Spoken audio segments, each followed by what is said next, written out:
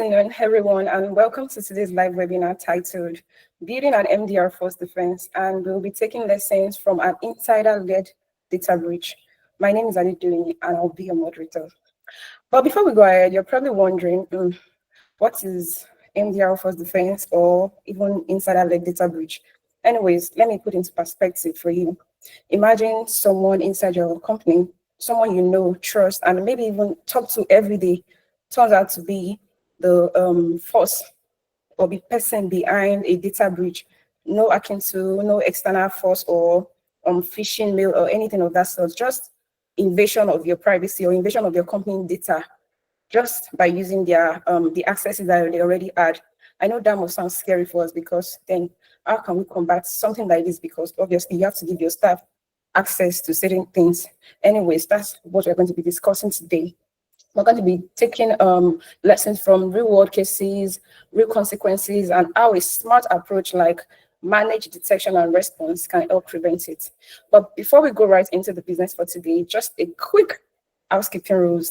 So first, note that this session is being recorded and will be available on our YouTube channel at @seal_teams after today.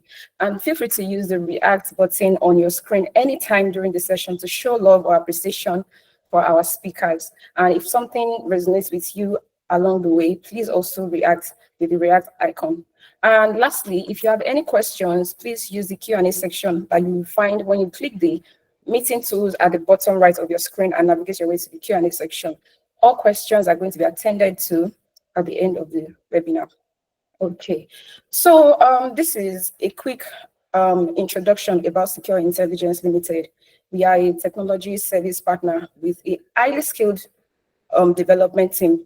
We operate through 4 different pillars, and that's C-Teams, which comprises competent pool of tech experts building and delivering smart solutions. We also have the sales support, which are your go-to for ongoing managed tech support. So if you need support for any of your technical infrastructure, or you have any issue to be handled or supported, so that's for SEAL teams aspect of Cecure Intelligence Limited. We also have the SEAL Academy, which is our tech talent pipeline, growing the next generation of professionals. So you want to take this tech course or training, please note that SEAL Academy is there for you. And lastly, we have SEAL Ventures, and that is where we take all these big ideas and help you build scalable and secure digital products. Okay, so our vision is to become a global brand known for fast, secure, and scalable tech solutions. And our mission is to help you to empower forward-thinking businesses like yours and any other businesses out there with tools, appropriate tools and support that you need to grow, and also help them make money, which is something that interests many business owners, making money. So SEAL is here to help you do that as it's part of our mission. And our values are simple. It is creativity, integrity, human first, excellence, and undisputed delivery. Okay, so now to the people that we are all here for, our speakers. Please, let's react with a round of applause for Omodesola Owojuri. She is our MDR lead here at SEAL, and she's also a cybersecurity consultant with deep knowledge in threat response. And we also have Tabji Famwe. He is a cybersecurity engineer who specializes in detection, technologies, and security operations. Hi, Omodesola, how are you doing today? Are you ready for us? Hi, are they doing? Thank you very much for the introduction. You're welcome. So are you ready for us today? Yeah, I'm excited. Thank you very much. Great. So to kickstart this webinar, the topic for discussion today is about insider-led breach, right? Yeah. So can you explain what that means and why it is different from attacks that comes from outside of an organization? All right. Thank you very much. Are they doing? Like you have said, the topic we have before our webinar today is building an MDR defense, lessons from an insider-led threat. An insider-led breach is a security incident that originates from within the organization to harm the organization.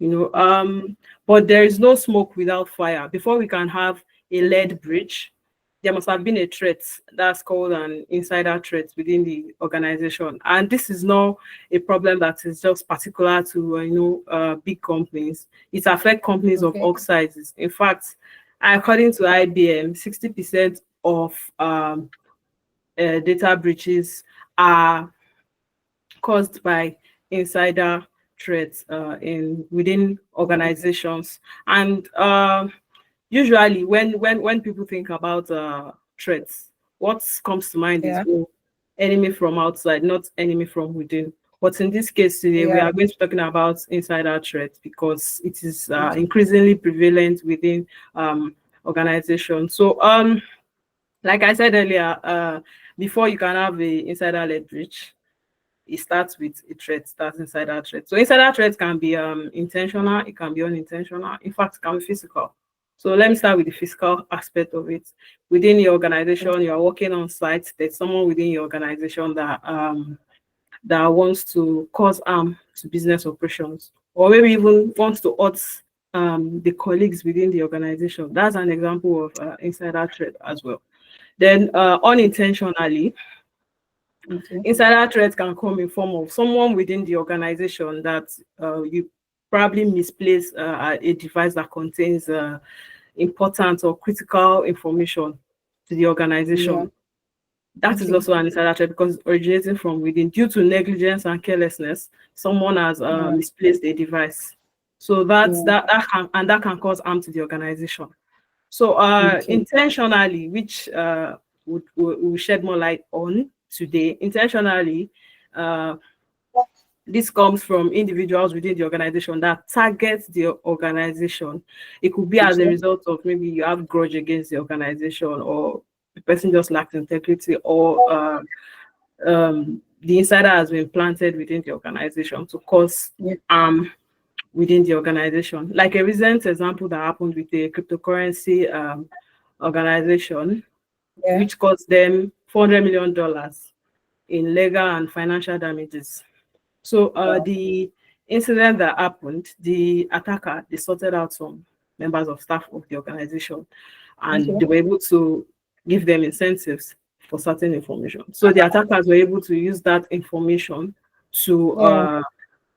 they were able to use Okay. that information to carry to deceive the customers, to act as agents from the Mm. organization and deceive the Yeah. customers. The customers fell for it. So in doing that, the attackers, they already have leverage, and they were bold enough to reach out to the organization that, oh, we'll be demanding $20 million in ransom, which the organization decided not to grant, which is actually a good move, because when you enable the blackmailer, they don't stop. So Yeah. rather, that's why the company now ended in a $400 million debt in legal Wow. and financial damages. I hope that's able to give you like a start to what an insider-led breach is about. I hope that answers your question. How they doing? Yes, definitely. Thank you so much for that wonderful explanation, Omodesela. You've just given us an idea of what an insider-led breach is about, especially with the real-life incidents that you made example of, and you also backed it up with some stats that shows how prevalent this issue is today. So yeah, that was really helpful. Thank you. So hi, Tabji. How you doing? Hi, Adedoyin. I'm all right. Welcome. How are you? I'm good, thank you. So are you ready for us? Yes, I am. Okay, and I hope that we've listened to what Omodesla has just explained to us about an insider-led breach and what that means. So, from what she has said, or from your experience, can you elaborate on how this insider threat progresses to an insider-led breach within an organization? Okay, Okay, and thank you very much, Adedoyin. you're welcome. And actually, insider-led threats don't just happen instantly. So there Okay. is a process that it takes, and Mhm. so it it goes in tandem with the psychology of the insider within that Yeah, particular organization. And yeah. so, in order to give you that progression, I would Mhm. like to use the research done by the Cybersecurity and Infrastructure Security Yeah. Agency, CISOs, where they gave an insight into how this insider-led breach progress.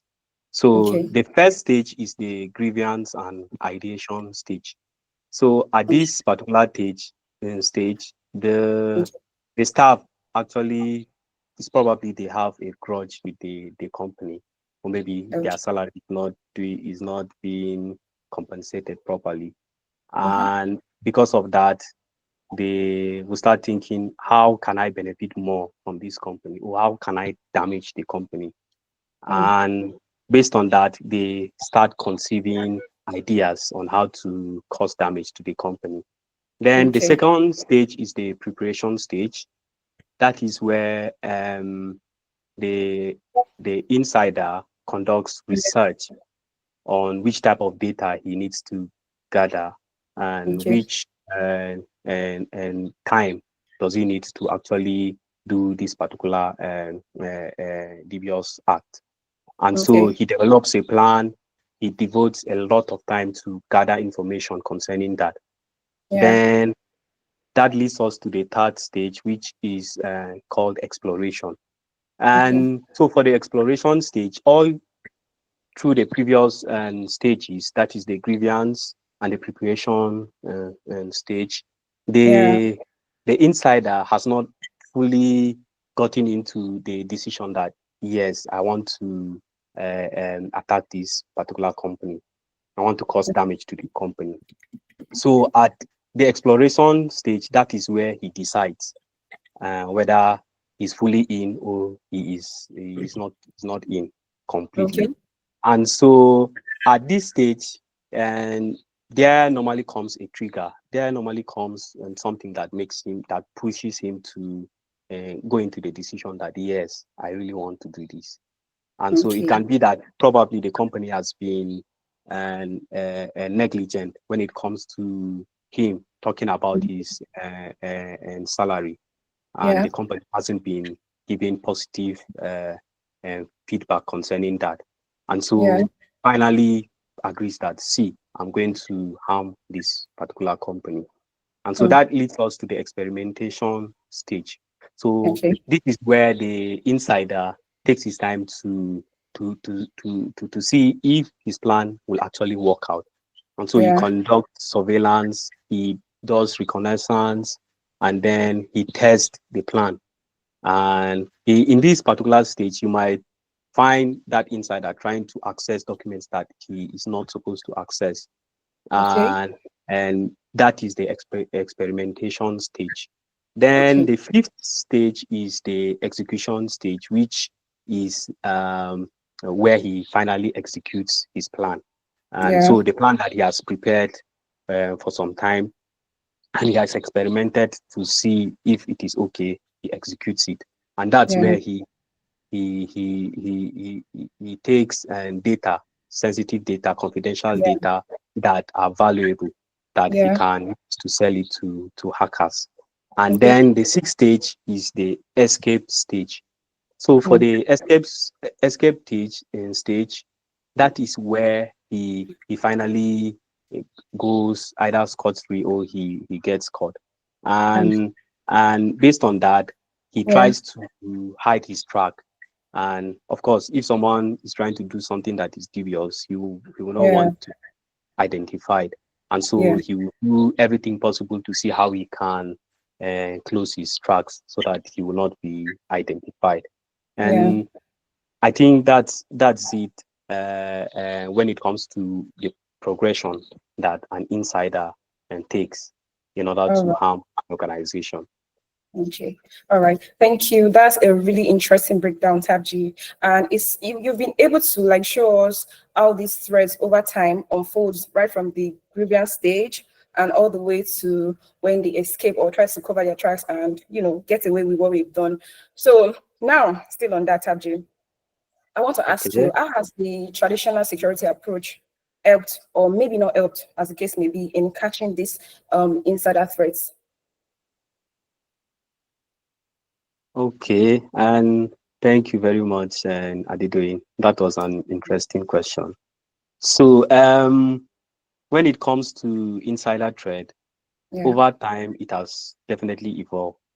And that will mean because of the advance in technology. Okay.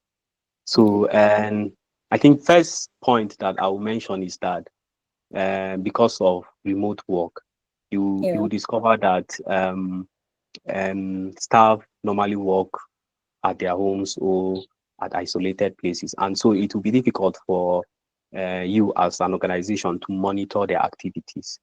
And unlike the on-site type of work where you have your employees enclosed in a building, you can monitor their activities and you can know when things are not right and all of that. So, but in this case, your staff, they are working remotely, and so you might not have a very good visibility of what they are doing. So, Yeah. and then secondly, I will talk about sophisticated social engineering and techniques. So when Yeah. it comes to that, we are talking about phishing emails where staff of an organization are being targeted. So they are being sent with a link, which if they click on it, it it downloads and install on their endpoint or computer. And that they might not know because they are not that technical in that sense. And that makes it very easy for them to be used as an insider to carry an attack. And then when it comes to the technology that we use, so when we are designing for a cybersecurity technology, and we normally Yeah. design in the sense that we are protecting an organization from something Yeah. that comes from outside instead of inside.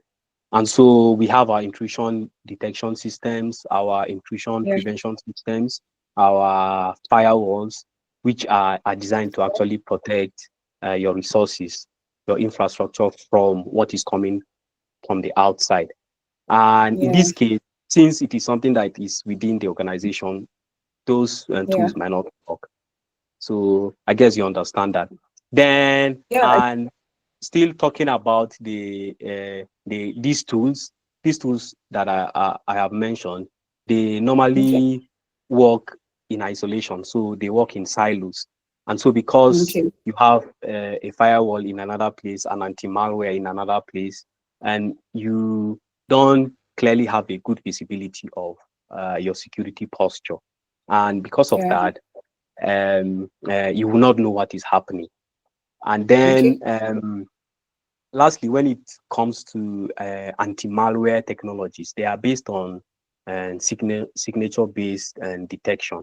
What that means is Okay. that malware, they are identified based on their signature. So that tells you that a malware must be known first before it can be identified by any of the cybersecurity tools. And because we are dealing with something that is within the organization and there is no any malware involved, so that makes it difficult for an organization to actually find out what is happening.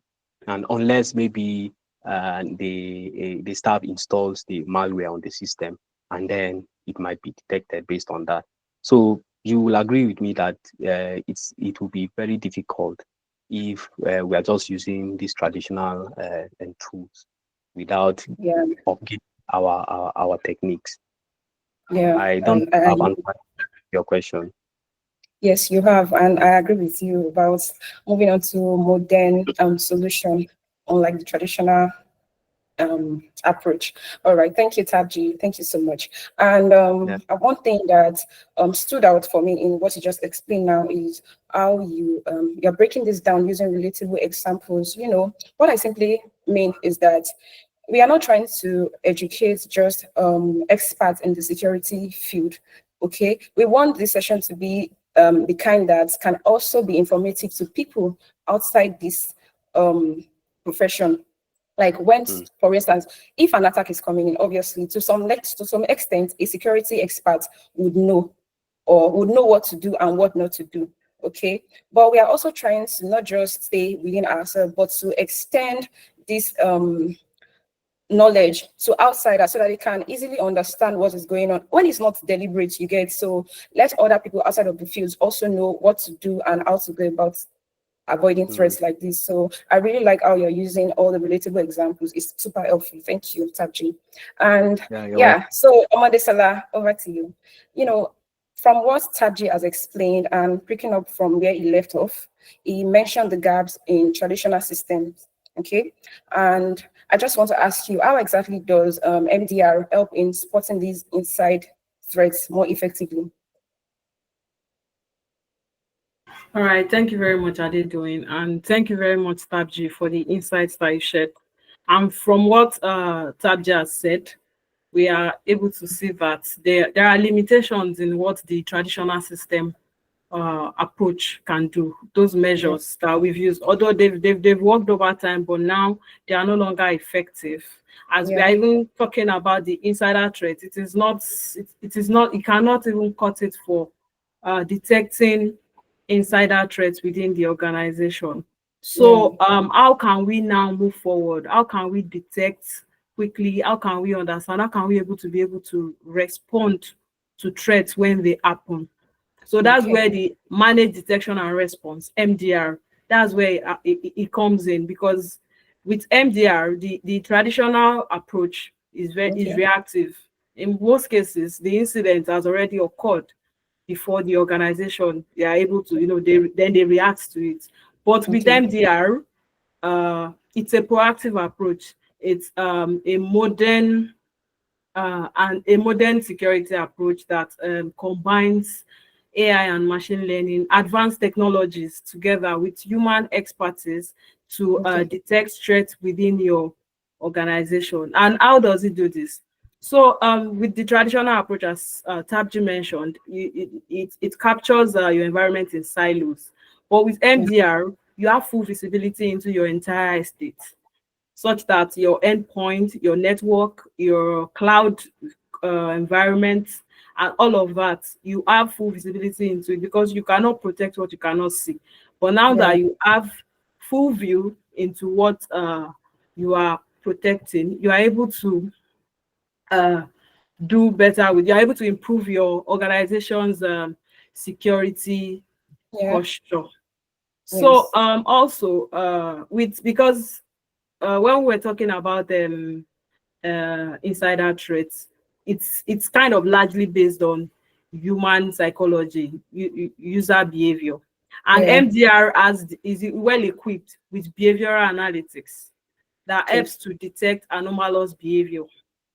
So when someone within your organization is acting, or within the IT environment, you are seeing some anomalous behavior that they do not usually display.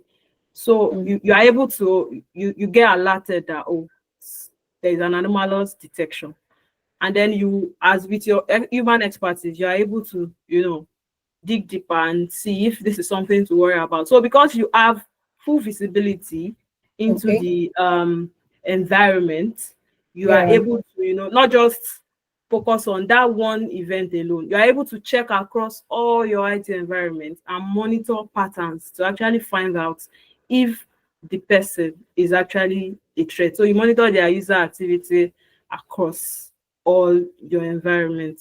So MDR is also a game changer. Like I said earlier, we're not just sitting ducks any longer, waiting for a bomb to just fall on our heads. With MDR, you are able to proactively hunt for threats within the environment. So you have an hypothesis, then you search within your estate, you search within your environment to okay, see if, so you're not waiting for an incident to happen. yeah, You are already proactively searching for it. So with this way, you're able to minimize any security occurrence within yeah, your organization, unlike the traditional security approach that is being used. all So right, also, you're also able to, like I said earlier, full visibility. So there are logs that you are able to correlate within the environment. Then with the human-led, like I said earlier, the human-led expertise combined with the machine. So it's not just machine alone, but for even more accuracy, there are yeah, experts, MDR experts, that are able to, okay, check, even, okay, machine has automated certain things, the human will still come into the picture and really check if, okay, this is actually what it is. So that yeah, way you're also able to reduce alerts, you're able to reduce false positives. So sometimes you can get alerts within your environment that it might be a false one. So when you yeah, um further monitor yeah, within your environment, you are able to actually know if this is a false alert or is actually a true alert within your organization. So I Yeah. think that I hope that answers your question. Definitely, it did. It did. Thank you once again. And from your explanation, we can really see how security has evolved over time from the reactive traditional tools, right, to smarter, more proactive solutions like MDR. From the different approaches like behavioral approach that you mentioned to maybe detecting any out of place activity. So we've seen how much more technology has evolved in that aspect and has been beneficial. So now let's take it a step further, okay? Omodesala. Like, can you share some simple tips or best practices that organizations can adopt to reduce insider threat risk? Okay. Thank you very much, Adedoyin. So I'll just give a couple of tips. You know, there are a lot of tips, but I'll just focus on a particular aspect that is particular to what we're talking about. So Okay. I would like to talk about access control within the organization, because when we talk about insider threats, it is because the person is able to harm the organization because they have authorized access within the organization. So access control comes into play when someone within the organization, an employee is hired, they are authenticated and authorized and given access to the system to Okay. perform their day-to-day activity. Yeah. So there's something called role-based access control. Okay. So role-based access control, just as the name implies, Yeah. role-based. So you are given the access that you need to carry out your day-to-day activity within the organization. So it's boxed to what you are supposed to do. It doesn't go Mm. beyond what you need to do within the organization. Then Yeah. also we have principle of least privilege, because Okay. all of these they sound really simple, and that the if you can get the basics right, I think security can really move forward, because these are really fundamental things that I'm talking about, but when we take it for granted we tend to face the consequences. So Yeah. principle of least privilege, it's also known, it's probably not, if we have IT people on the call, it's not new to us, but we need to also take very seriously. Yeah. So principle of least privilege talks to minimizing the access to the minimum access necessary for the individual. So even within your role-based access, it's still Yeah. possible to still cut down the access to the minimum access necessary within the role that the individual is handling. So all Yeah. of this is able to help such that, you know, I said earlier that insider threat is really difficult to detect. But if we're Okay. able to put all of this into place, it is easier to trail that, oh, okay, this is where this is coming from. This is where this is Yeah. coming from. This is where this has happened. But when the access, there's no, the person controlling the access is just, you know, giving access to everybody, it becomes very difficult to control. Then we also have just-in-time access within the that can be used as well. That's a form of control as well. So Okay. just-in-time access helps you to be able to um, just-in-time access, just as the name implies, is Yeah. access that you need. So I mentioned earlier that role-based access. So that one you need that for your day-to-day activity. But Okay. for the just-in-time, it's for tasks that you don't do often. It's like Yeah. administrative tasks. Maybe you need to carry out an activity that you don't Yeah. usually do on a daily. So rather than just give you that access and you just have it, so you will be given that access for the duration of time that you want to carry out that task that you are given, that you are asked to carry out. For example, let me use AWS as example. So an Okay. engineer is given a task to do, but it's kind of outside their jurisdiction, but the person has given the task. So the person in charge of the access control Yeah.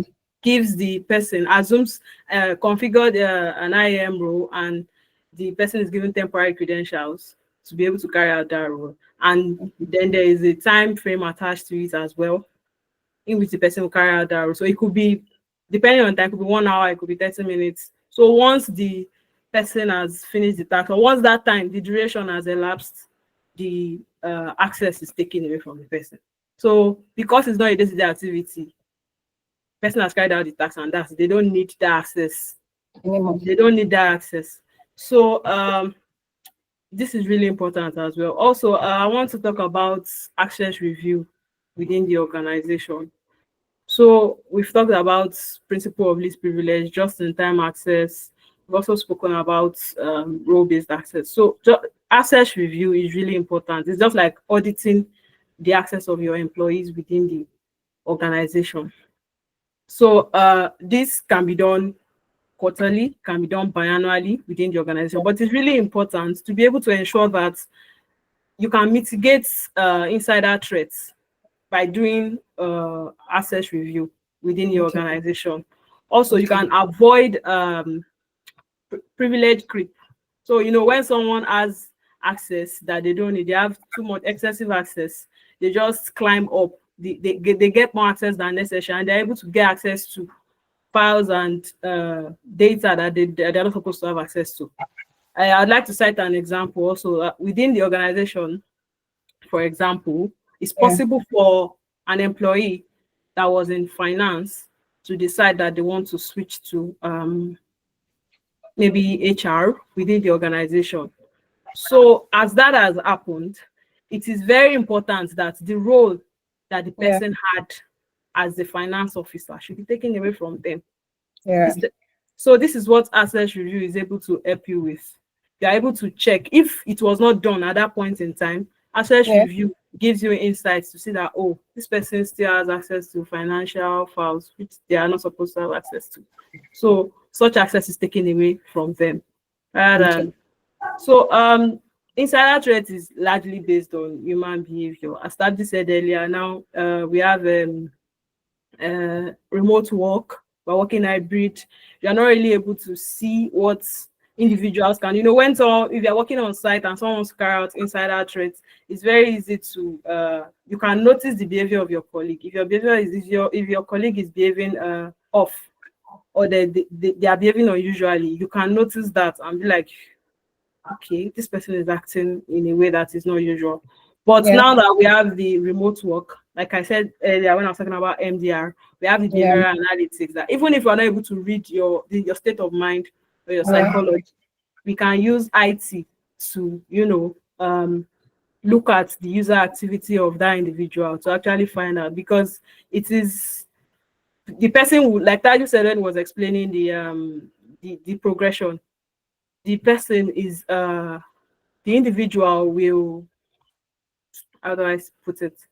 Um, the individual will do things that they usually do not do. They want to access Yeah. file that they usually do not access. Mhm. So data exfiltration. But when you have the holistic view, you're able to see that, oh, this person is trying to gain access. They're trying to get into a sensitive file and Yeah. all of that. So I hope with these tips that I've given, ensure that the role-based access control, the just-in-time access review, all of these are taken very seriously, because it still boils down to access, authorized access as personal. But if you can cut it to the minimum access necessary, it is very easier to trail the where the threat is coming from. Yeah. Thank you, Yeah. Adetu. I hope that answers your question. Yes, definitely. Thank you very much. I mean, you should have informed me prior to this session that this is a masterclass, because with all of the knowledge that I'm getting, I'm starting to feel like a security expert. So, but one thing that I don't know how to feel about people, I'm sure we can relate to certain people in the workspace, whereby when they give them a task and an access to a document, they don't open that document in that moment. And the reason I'm saying this is because you mentioned just in time access, right? So they don't open that document in that moment. And then after some time that they should have already been done with whatever task was assigned to them, they now come back to it and realize that, oh, they need access. So in the case of just in time access, and maybe the access that they give them within that period of time, the time had elapsed. So I wonder how such person is going to cope in this modern day of technology infrastructure. My heart goes out to them anyways. So Tabji, over to you. And I think my question is, if an incident actually occurs, okay, how should a company investigate this case, and what science shows that the company is prepared? Okay, and thanks for doing. Um, so based on your question, that will lead us to what we call forensics, and in that it means investigating what has actually happened. Yeah, So, and before you even go into the investigation, you must ensure that you have very good policies that are in place so that you can be able to investigate yeah, appropriately. So when I'm talking about policies, I'm talking about particularly log retention policies. yeah, So you must ensure that your data, your logs, yeah. activities of users of your systems are being Okay, logged on for a certain period of time so that you can easily go back to those logs and query okay, them when you need information, when you are yeah, investigating what has actually happened. And so you must ensure that you have a good policy concerning that. Then, okay, because you have that policy and you have the logs, when I'm talking about logs, they are the data yeah, that contains the activities of users of your systems. So, mm-hmm. based on that, you can easily correlate what has happened actually, and so you can have information about the date that it has happened and the time, who has actually done this, and which systems are Yeah, affected by that particular incident, yeah, and all of that. And so with MDR, you will have a very good picture of what you can build up your own story so that okay, you will find out what actually happened. And okay, then I would say that I like what Desola said when she was talking about having access reviews. yeah, So, and I would say that it's good to have regular security audits so that you will be able to ensure that the right access are given to the right people at the right okay, time and all of that. So that will prevent your staff from having a high level of access and multiple access at a particular period of time. yeah, Then when when it comes to the issue of how your company is ready yeah, and to be able to investigate a situation or to mitigate a particular incident, then and I would like to use what me and Desola do at Secure Intelligence. So basically, we have what we call playbooks. So those are like an instruction or step-by-step guides that you need to take whenever there is an incident. And so each person in the cyber security domain or the MDR and team needs to be conversant with those playbooks so that as soon as there is an incident, they easily react and go head on to remediate that particular incident. And then also for your company to be ready, you need to have an expert team of MDR yeah, and consultants. So they are the ones that will be able to go headlong to investigate incidents and yeah, to prevent them from becoming something very serious. And so okay, those and individuals who or members of the MDR team, they yeah, and in our organization, we normally have like simulated exercises that they yeah, undergo so that they will be conversant with whatever scenario that they might encounter. yeah, And that makes them to be ready whenever there is an incident. And okay, then I will also talk about um, you having a culture that yeah, allows your staff to comfort and report if there is any incident. And okay, this actually helps you a lot in the sense that it it makes you and react to any incident immediately as soon as possible, which will reduce your mean time to yeah, respond. okay, And I will use an example based on that. So there is okay, this incident that I have experienced. So okay, a phishing email was sent to the staff of an organization, okay, and some of them clicked. the link that was attached to that particular email. And Yeah. so because of that, a malware was downloaded into their endpoints or system or computer. And thank God to them, they were able to come forward and report and said that they have clicked a phishing email. And within minutes, it helped us to set up a war room where we were Yeah. able to investigate the situation and then Okay. scan their system with Trend Micro, which is one of the tools that we normally use. Yeah. And we're able to find a spyware on their system. And so we're able to quarantine that particular spyware and we restored access to them. So we initially isolated their access to our the company resources.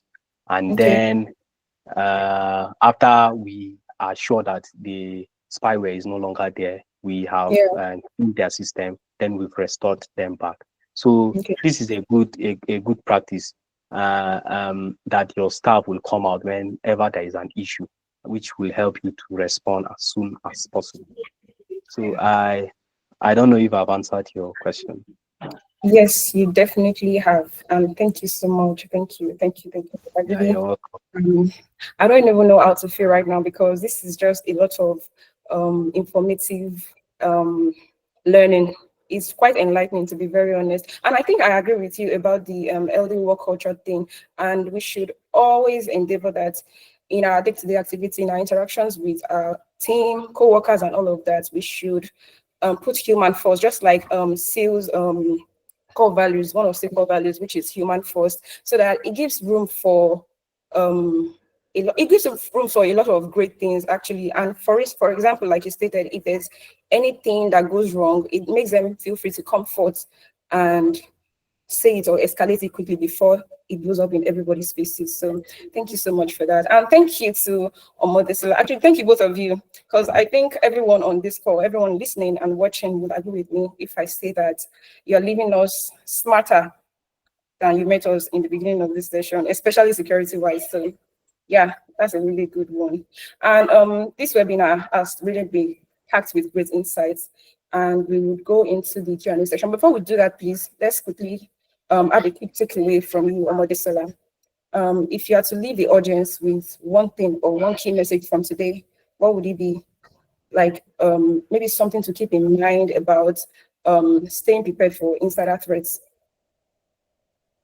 All right, thank you very much, Adedoyin. You've been a very wonderful host. So my key takeaway that I'd like for the audience to take home is that we've seen that from everything we've said, we've seen that it is insider threats is prevalently increasing and they are difficult to detect. Okay. So and we need to put security first. Yeah. Also, I'd like to say that organizations should not joke with access control, and that MDR offers a sophisticated and modern proactive approach that is going to improve your security posture to mitigate insider threats. And even not just insider threats, the entire evolving threat landscape. It is going to really help your organization. So in order not to be left behind, we need to leave the traditional approach behind. Thank you very much. That's the takeaway. Thank you so much, Omodesola, for that. We would hold it here in our left hand so we don't use it to eat. Okay, we are going right into the questions from our listeners. So if you haven't dropped one yet, please go ahead and do that in the Q&A section. You can click the meeting tools at the bottom right of your screen and navigate your way to Q&A. So we're taking your questions. Please hold on.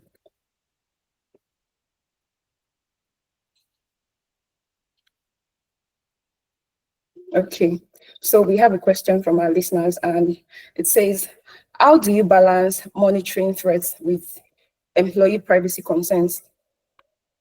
How do you balance monitoring threats with employee privacy concerns? All right, so I think the question is trying to speak to the fact that MDR is a 24/7 monitor and it monitors your endpoints, monitors user activity and all of that. But within the organization, it depends. there are organizations that they use a BYOD policy, that's bring your own device, and there are Yeah. organizations that they don't use that policy. The company provides the devices that you use. So in the instance of the where the company is the one that provides the endpoint and all of that, I don't think privacy concern is usually an issue there. But Yeah. in the case where in a BYOD environment, so the policy, there will be policy in place to ensure the privacy concerns of employees are Yeah. taken cognizance of. And also there are ways in which there are things that you can monitor. There are, for these tools, there are exclusions that can be made Okay. in monitoring and showing concern for employee privacy concerns. Okay. I hope that answers your question. I believe it did. So let's see, any more questions?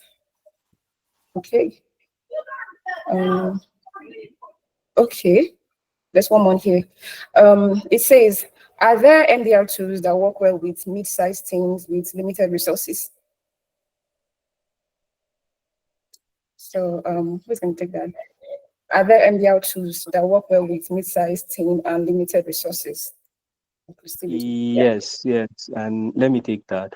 All right. Yes, there are tools that work with mid-size and organizations, Okay. and like I mentioned to you earlier on, we in our organization we use Trend Micro, and which is okay for a mid-size organization. And we also have others that we also use too. We have Fortinet, which is another cybersecurity tool. We have Sophos, which is another one, and we have Checkpoint, which is another tool again. Then we have Palo Alto that we normally use. So all these tools, they have and the aspect of MDR that you can use to secure your organization. I hope that answers. Yeah, thank you very much, Tabji, for answering that question. Okay, I think that's about all the questions we got from today's webinar. All right. Okay. So that brings us to the end of today's session. And I would like to say a huge thank you to Omodesala and Tabji for your amazing insights, and to all of you for joining and engaging. Thank you so much. But a quick one before we wrap up, please. I have a few announcements to make. So if you would like to book a free one-to-one consultation with an expert on how to improve your security posture using MDR, just click this link that I'm going to be providing you in the chat box, please. So you can book a consultation session with an expert using this link. So yeah, we can just give a thumbs up to confirm that we got the link. Okay. The link is in the chat box to book a consultation session with an expert. Okay. All right. Okay. And also, if this session is something that got you thinking about leveling up your security, I recommend that you check out Trend Micro's MDR solution. Trend Micro, it has an MDR solution. It's a cybersecurity solution with MDR, like we've discussed about today. So it's more than just another tool. Okay, it gives you like round-the-clock monitoring, expert threat hunting, and real-life responses from actual humans. So it's not a robotic thing that provides you all this help that you need, but actual humans. And they can also serve as an extension of your security team, helping you spot this threats earlier before it escalates, especially the tricky ones like the insider activity, like we've been discussing so far. So if that's something that interests you, you feel like, okay, you want to check it out, please feel free to reach out to me personally using that same link that I just provided you in the chat box. So please, the link is still the same for consultation session and to also check out the Trend Micro MDR solution. Okay. So thank you again, everyone, and we hope to see you at future webinars. And until then, stay safe and stay secured. Bye.